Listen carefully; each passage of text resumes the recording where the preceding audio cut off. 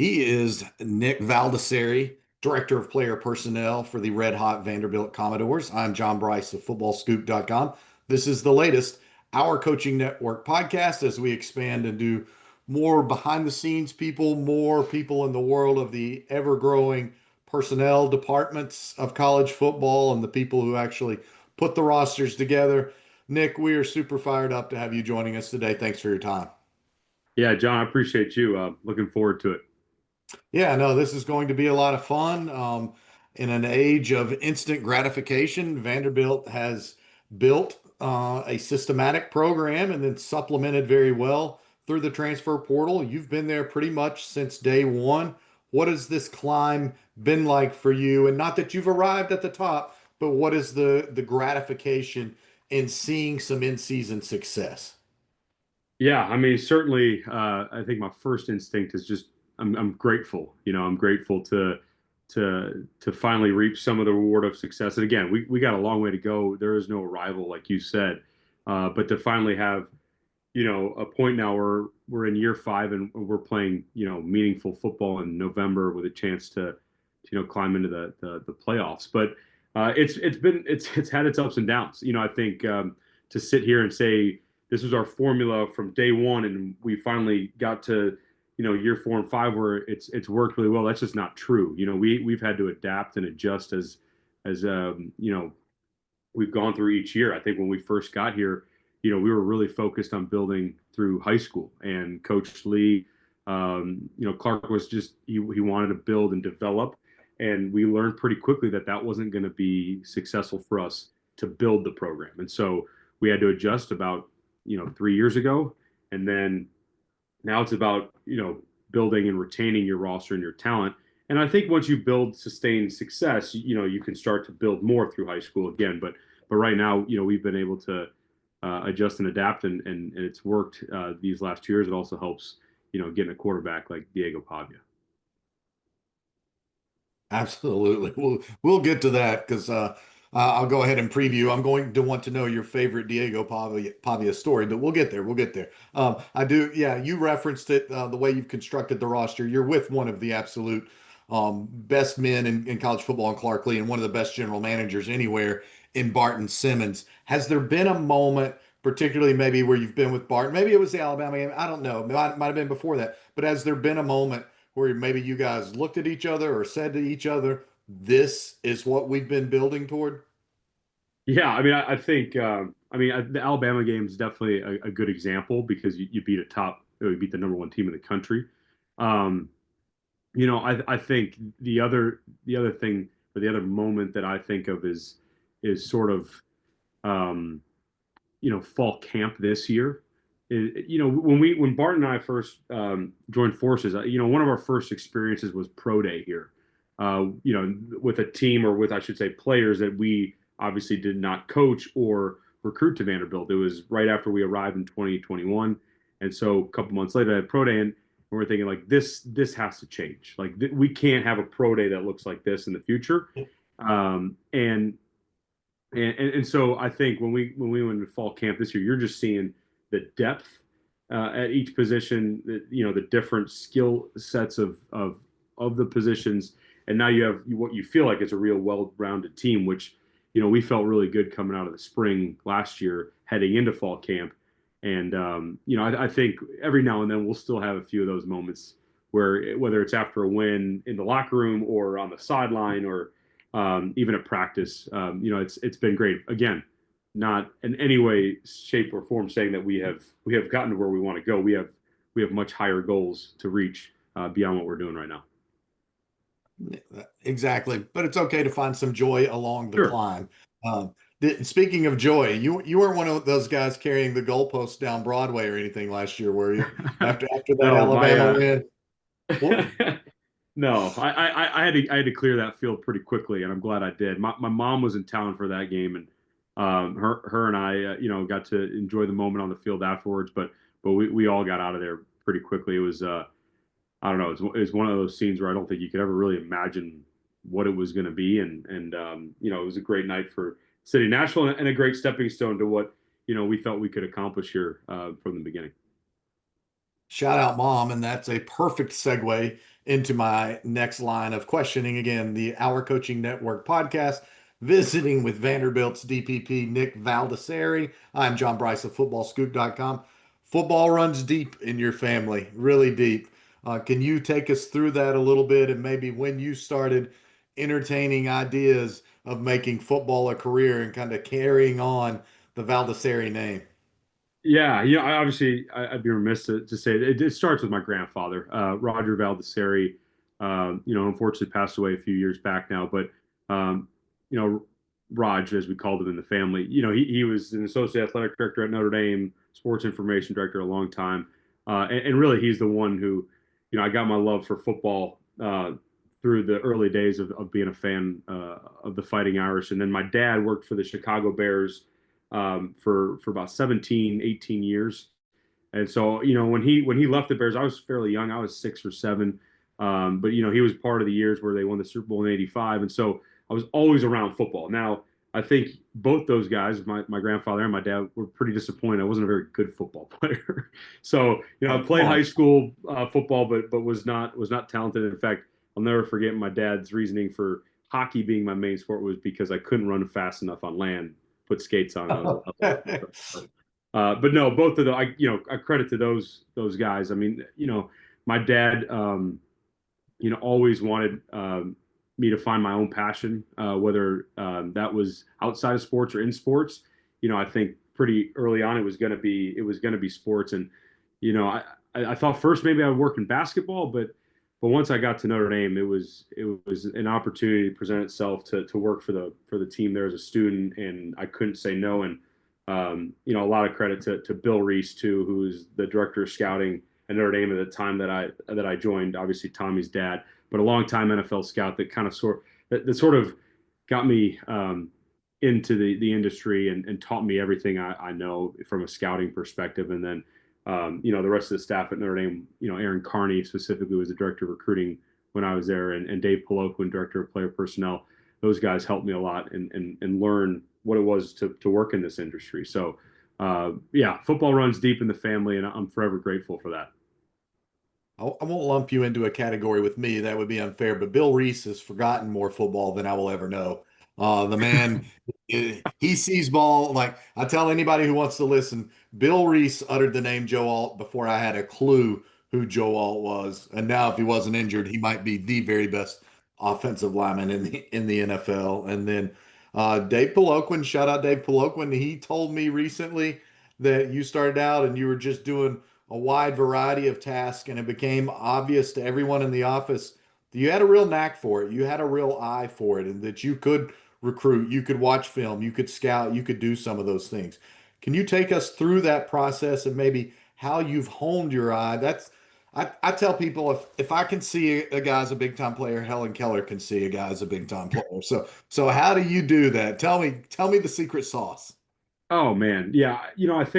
I think first of all, to work in this industry, you've got to be able to do all the odd jobs. And so even before we talk about scouting in that perspective, it's you gotta be willing to do the jobs that are too small and too big. And I think for me, it was early on. It was watching film with a lot of different coaches or people in personnel. So when I first started working at Notre Dame, I mean, you had Mike Elko as the defensive coordinator. You had Clark Lee, who was the linebacker coach, but then also Dave Poloquin and Bill Reese and Tommy Reese. So what I encourage our interns and sort of our student workers here is get to know as many people as you can, connect with them, because what I ended up finding myself the opportunity was to watch film and tape with those individuals. And so and Tyler Santucci is another one I need to mention. He actually taught me how to use huddle from the very get-go. So I think it's learning different perspectives. It's hearing what others have to say. Obviously, when you're young,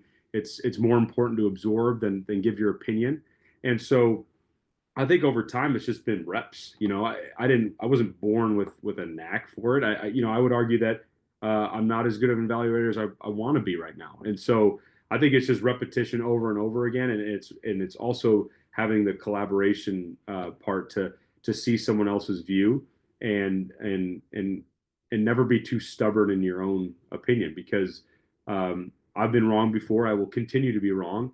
And so it's just a matter of trying to hone in what you believe in, what you think are the right things you're looking for on tape.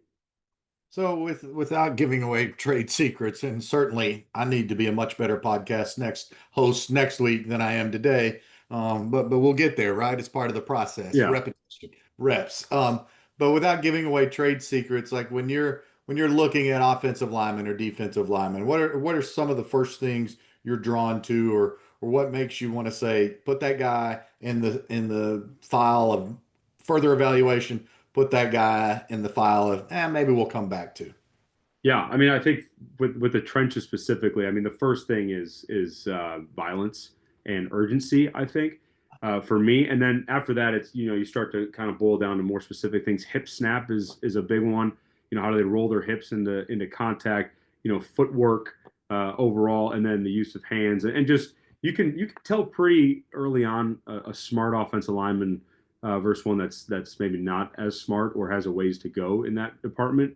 Some of my favorites are maybe the ones that are not as athletically gifted, but are just in the right spots at the right time. And so, athleticism obviously is going to be the overused term, but that's what we look for at every position. And so, I think offensive linemen in this day and age don't need to be the big burly, 350-pound guys. I'm not saying those aren't efficient either, but we're looking more for the especially at tackle, like the lean, athletic guys that can get out in space too, especially in our offensive system, which I think that changes a little bit depending on where you are and what coaches you're working for. Each offensive line coach or offensive coordinator is going to look for something different.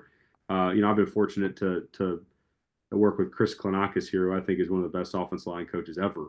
And so, some of the terms he's used, I'd never heard of before. And so, yeah, I think long-winded, but just to wrap it up, it's what, just the small athletic traits at all parts of the body, especially for the guys in the trenches. I mean, get off is one I haven't mentioned too. So, Not long-winded, educational. Like I'm grateful for it. I'm a self-proclaimed football nerd. So while it's awesome to get to host this podcast, it's really selfish because I'm trying to learn from guys like you, and few people are doing it anywhere better than you guys are doing it right now at Vanderbilt.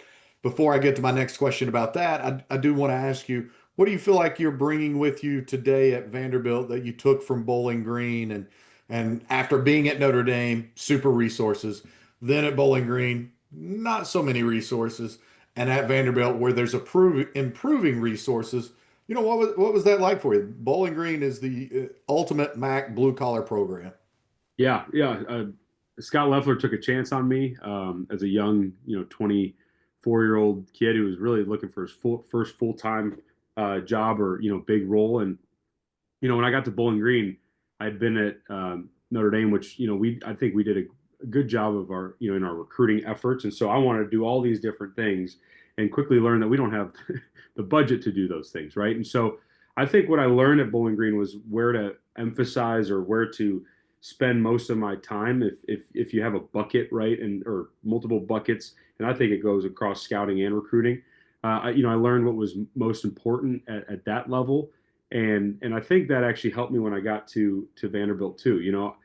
Like I remember, and not that I was necessarily in discussions, but at Notre Dame we would talk about like letterhead and stationery and what to send out in the mail. And when I got to Vanderbilt, I was like, let's go find better players. And again, that's not a discredit to Notre Dame. That's more where I was working in when I was at Notre Dame. But I think what I took from both those spots was Bowling Green led me to be more efficient. Whereas when I got from Notre Dame to Bowling Green, I offered a perspective that maybe that program hadn't seen before. And again, it was because of the people I worked with and the coaches I got to learn from that I feel like I had a certain idea of how signing day should go, how official visits should look like. And so even if we can't spend the same amount of money at Bowling Green, there are certain touch points because I think one thing that is carried throughout all three was just how do everybody's going to say they're a family when a recruit steps on campus, but how are you actually showing that and letting the families and recruits feel that when they step on campus. So I think both taught me really valuable lessons, and I enjoyed both of them. Bowling Green, I think I grew up really, really quick. How much, I wonder, does the success, the magnetism, I would call it, of the Diego Pavia persona, how many doors, different doors, are those two elements opening right now for Vanderbilt football, be it in recruiting or at the high school level, or be it in the other thing that you're probably hearing from people all over the country that are suddenly very interested in playing for the Vanderbilt Commodores? Yeah, I think one, it showcases who we are as a program. I think many, and not that this is wrong, but many would look at Vanderbilt. It's like, oh, like go there for the education, and obviously the education is great here, but we're not going to win at Vanderbilt unless we recruit players that love football. And so that, as from the get go, we wanted to recruit players that love football, not love the education of Vanderbilt. Obviously, that's an unbelievable added bonus to your experience when you come to Vanderbilt, and why I think it makes us such a unique experience. But what Diego has, Diego goes to class. So I'm not saying he doesn't go to class and doesn't love the education. But what Diego has shown is sort of the culture of who we are. We're a bunch of misfits. We're going to be tough, physical. Love our process, love the game, and I think that really it shows through really the entire team. I mean, you look at our offensive line. We have um, five transfers and five guys with a lot of different backgrounds and a lot of different stories. A couple guys there with the group of five level, one guy that was at the FCS level, one guy that we thought we were going to get out of high school, went somewhere else and then came to us. So, and then another one that's on his third school. So, I think he has shown who we are from an identity standpoint, and that, like, what many won't realize, and maybe some do, but the legacy that he will leave is far beyond the statistics and the accolades. It's having built the culture at Vanderbilt that everybody can see, not when they're just here, but when they're watching us from thousands of miles away. So That that's was open a lot of doors. And the other part is the Nashville community, right? I mean, you just this city is hungry for Vanderbilt to be successful, yeah. and I think obviously winning helps to get more and more people interested. But this, I mean, Diego's the biggest athlete in the city of Nashville, and that's saying a lot considering the number one draft pick in the NFL is just down the road too. So it's opened a whole lot for not only the people at Vanderbilt but the community as a whole. Yeah, and I wanted to piggyback on that question and ask you this. What is it about Clark Lee that fosters such an ecosystem that Diego Pavia can come in and help be a culture builder when you have five new offensive linemen? It can't just be Diego, but it can't also just be Clark. Yeah, no, Clark is one of the most selfless human beings I've ever been around, and I think the one thing that he will never do is try to steer someone a path, down a path that they are not. He wants everybody to be true to themselves. I forget when he said it, but he said it, I believe, in fall camp. Like, we don't, the world doesn't need a watered down version of Diego Pavia, and I think that goes for everybody. He wouldn't want a watered down version of me or a watered down version of Barton or any of that, because we all, like, what he wants is the best people in the country to be here to support the mission, support our players, and so I think that takes a lot, especially for a first time head coach. Someone that's figuring that part along the way, and uh, I think that has shown true through this team. We got a lot of great personalities, and obviously no one's allowed to compromise the mission, which is winning. But he's going to allow people to be who they are, and I think that's, again, not just the players, that's the staff too. Final two questions here. I promise I've probably kept you a little longer Hmm. than intended, but you've been a great visit. So I did tease you and say that I would be asking favorite Diego Pavia memory. So you've had about 22, 23 minutes to come up with one that we're not PG-13, but we might be PG-17 on this podcast. So you take it as far as you want to. Yeah, I think one of my favorite. I'll get two for you. One will be quick. The first one is a couple years. This has been last year's pro day.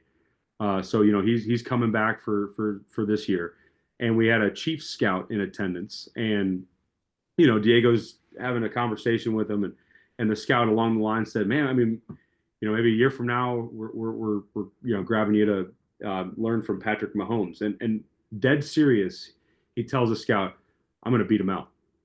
And he's basically telling the scout that he's going to beat out Patrick Mahomes, which I mean, again, you gotta love his confidence. You absolutely gotta love his confidence, and that's I mean he believes that, and that again shows through the entire team. The second story would just be, and it's really not a story; it's a collection of events in the off season, and specifically January when our season had ended. He was sitting right across from me at this desk, asking me to watch offensive players constantly, and some of them were our players, some of them were guys that were in the portal. Like he wanted to be a part of that, and he wanted to evaluate because he was also going to go out and recruit those guys too. And the humility that he shows. I mean, he would show up to the preferred walk-on's unofficial visit if he had to. Like that's the type of guy he is, and how much he cares about what we're doing. Spectacular, spectacular stuff with Nik Valdiserri, the Vanderbilt DPP. Last one, it's your last open date of the weekend, and then you got two rivals, Kentucky and Tennessee, while Vanderbilt is playing its most meaningful football this late into the season in decades. How do you spend your last by date weekend? Well, I think well, first of all, it's a great slate of games on Saturday. So I'll be glued to my couch, truthfully. And I'm glad to not have to be the one that has to stress out this week because, as you know, craziness happens this time of year, and there's a lot of really good games, a lot of really good teams, vying for a playoff spot and even a conference championship spot. So I'll be glued to the TV. Might go get some barbecue, but I'll be taking it pretty easy. Just me and my dog hanging out. Peg legs, Martins, where you go? Like, Martin's is probably my go-to, just down the street here. But I also love Jim and Nick's. oh yeah, all right, that's solid, solid stuff. All right, the wings at Peg legs, but anyway, all Yeah, they're right. great. This upcoming Saturday only Nik Valdiserri, couch potato. Every other Saturday, Nik Valdiserri, Vanderbilt DPP personnel guru. Super grateful for you taking time with us today on the Our Coaching Network podcast. John, thank you so much. Really appreciate the time. Absolutely. Once again, Nik Valdiserri, Vanderbilt. Best of luck the rest of the way. I'm John Brice of Football Scoop. This has been the latest Our Coaching Network podcast. Until the next one, enjoy this one.